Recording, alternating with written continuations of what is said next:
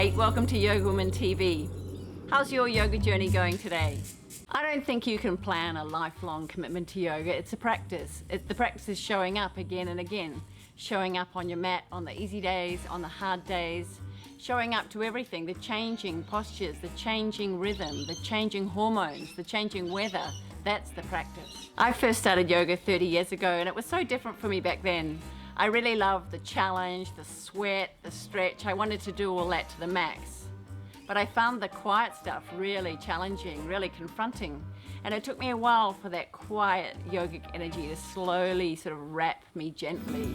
And then I started to just totally love it and got hooked. So I jumped in and did a teacher's training. I was doing hours of yoga before work, after work. I just loved it and I really loved learning everything I possibly could about yoga. And then it kept going. I had children, I had yoga through pregnancy, through childbirth, through parenting. I've had yoga really guide me and help me through my relationships. And now I'm a busy working mother. And boy, yoga just gives me some space. I love that. It unrattles my adrenals, allows my breath to deepen. It gives me a bit of space between thoughts. Yoga is still like a constant companion. I still have yoga as a practice. The practice is turning up to the mat. The practice is accepting my body, the changing, aging body.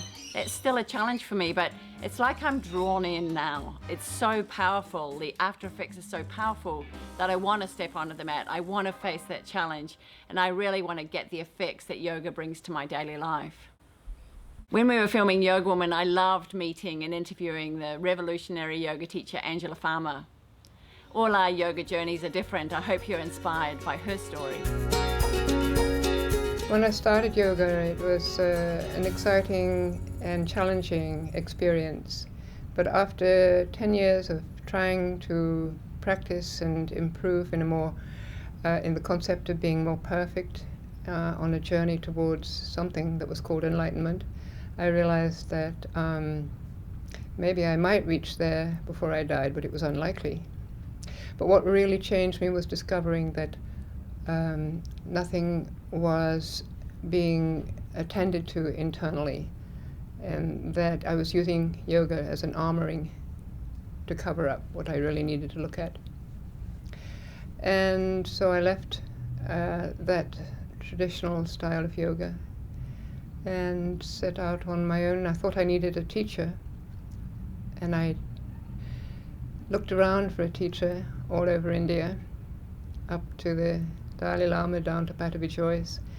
But in the end, what happened was a wake-up call where I heard the internal voice saying, "Your teacher is within." And straight after that, I visited a temple on the east coast of India.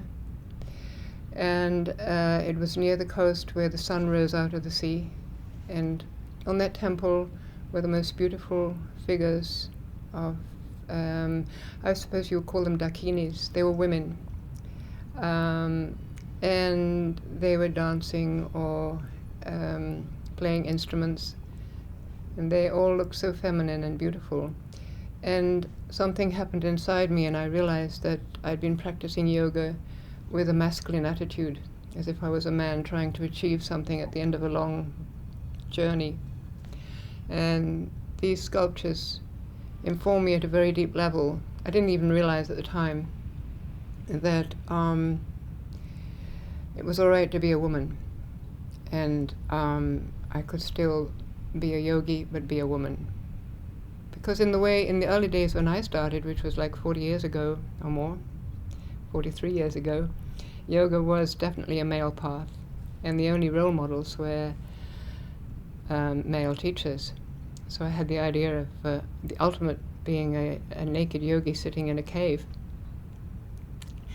So this was fundamental to my shift in yoga, to start embracing the feminine side in myself, in my practice.